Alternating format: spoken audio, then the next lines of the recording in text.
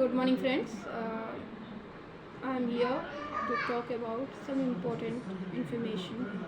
Actually, it's so large, so many times I am not being aware about what you people think. But yes, I am here to talk about some facts.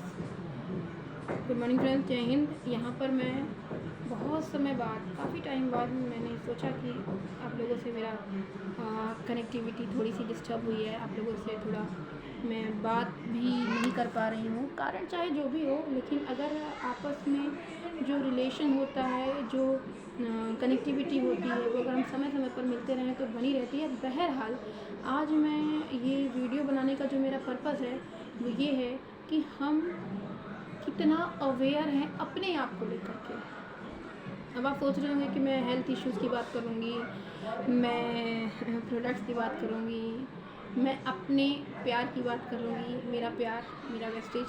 लेकिन यहाँ मैं सिर्फ एक as a human being बात करने के यहाँ के लिए मैंने ये वीडियो बनाने का सोचा कि जो मैंने फ़ील किया है पिछले 2-4 महीनों में, जो मैं महसूस कर रही हूँ दिसंबर से लेकर के अब तक मार्च आ गया है, या ये कह लीजिए कि पिछले 3-4 सालों में जो मेरी ज़िंदगी में परिवर्तन आया है, मैं उनकी बात करने के लिए यहाँ बैठी हूँ। तो 3-4 सालों में जो परिवर्तन आया तो वो तो काफ़ी लंबी स्टोरी हो जाएगी और उसको बताने के लिए शायद 4-5 वीडियो लगेंगे, बट यहाँ 5 मिनट के अंदर मैं कुछ बताने की कोशिश करूँगी और मेरी पूरी कोशिश रहेगी कि जो मैं कहना चाह रही हूँ वो आप लोगों तक पहुँचे।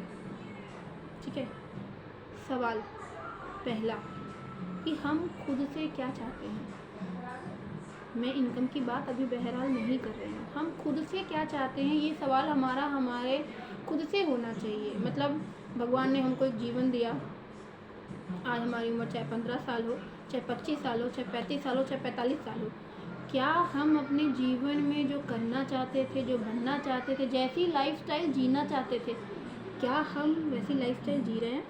15 साल के बच्चे की रिक्वायरमेंट क्या होती है और इच्छाएँ क्या होती हैं, वो उस एंगल से सोचेगा।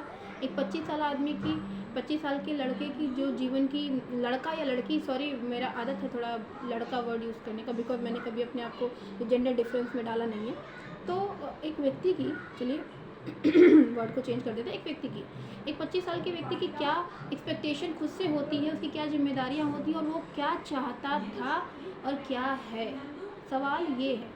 एक 40 साल के व्यक्ति का अपने जीवन में पिछले 38-39 साल में उसने जो जीवन जिया है, क्या वैसा ही जीवन वो एक्सपेक्ट कर रहा था?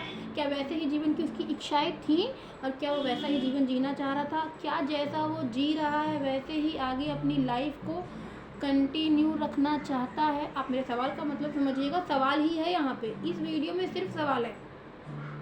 और जो व्यक्ति 55 साल 60 साल की एज में पहुँच चुका है, जिसने, चाहे वो सर्विस में हो, चाहे वो बिजनेस में हो, कुछ भी कर रहा है, क्या कर रहा है क्वेश्चन ये नहीं है, लेकिन जो वो कर रहा है क्या वैसा ही जीवन उसने अपने बचपन में अज्यूम किया था? या हम जो कॉम्प्रोमाइज़, जो सेक्रीफाइसेस हमने किए हैं, क्या हम आगे अपनी लाइफ में वही चीज़ें आगे कंटिन्यू रखना चाहते हैं? क्या जो हॉस्पिटैलिटी के चक्कर हम लगा रहे हैं, क्या जो हम मॉरल लेवल पे अपने आप को नीचे गिराते जा रहे हैं, क्या वो सारी चीज़ें हमने कभी अपने, देखिए सबसे अच्छा पीरियड होता है बचपन।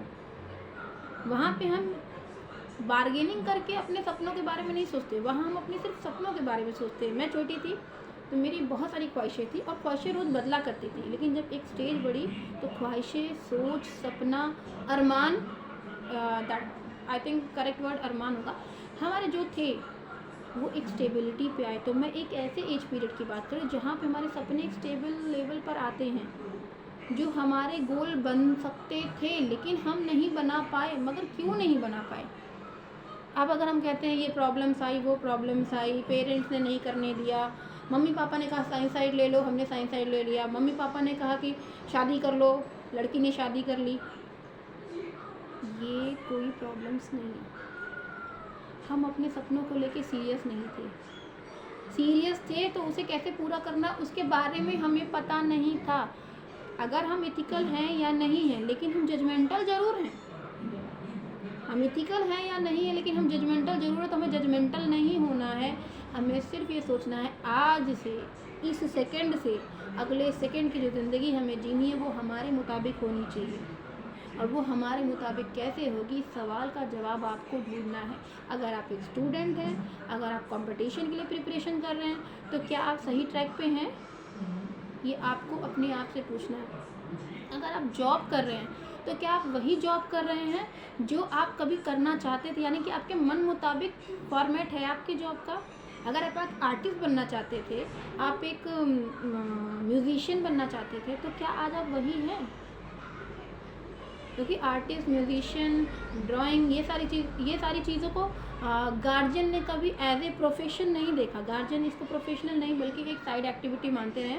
अभी तक का तो यही है, आगे मुझे नहीं पता, क्योंकि मैंने अपनी सोच बदल दी। अगर मेरा बेटा आर्टिस्ट बनना चाहता है तो पूरी छूटें बनी, लेकिन जो भी करे उसको सीरियसली करे, उसको अपना सिर्फ शौक़ ना बनाए, उसको अपना प्रोफेशन बनाए और प्रोफेशनली सीरियसली उसको आगे लेके चले। ये मेरी सोच है। लेकिन सवाल मेरा ये है कि जो आप जॉब कर रहे हैं, क्या वो जॉब से आप सेटिस्फाइड है? आप करना चाहते हैं आगे भी फ्यूचर में, या आप कुछ और करना चाहते हैं, आप मजबूरी में कुछ और कर रहे हैं? ठीक है, तो अब आप सोचिए, जैसे मैं हूँ, मैंने स्टार्टिंग में मैंने कंपटीशन की प्रिपरेशन की और डेफिनेटली कुछ कंपटीशन निकाले भी, लेकिन फिर मैंने क्या किया, मैंने अपना साइड चेंज किया, MBA किया मैंने।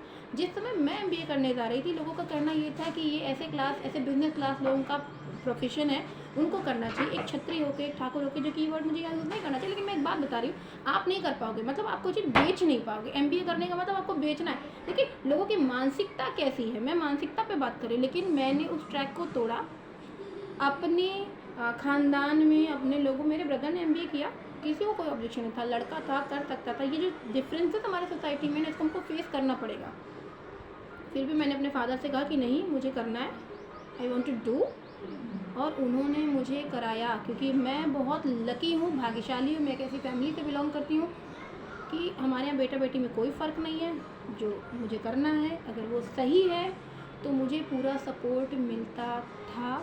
मैंने MBA किया, मैंने कॉर्पोरेट में वर्क किया, जॉब किया, और जब मैं कंक्लूजन पे पहुंची तो मुझे एक चीज़ समझ में आई, दुनिया में सब कुछ बिकती है, बेचने वाला होना चाहिए।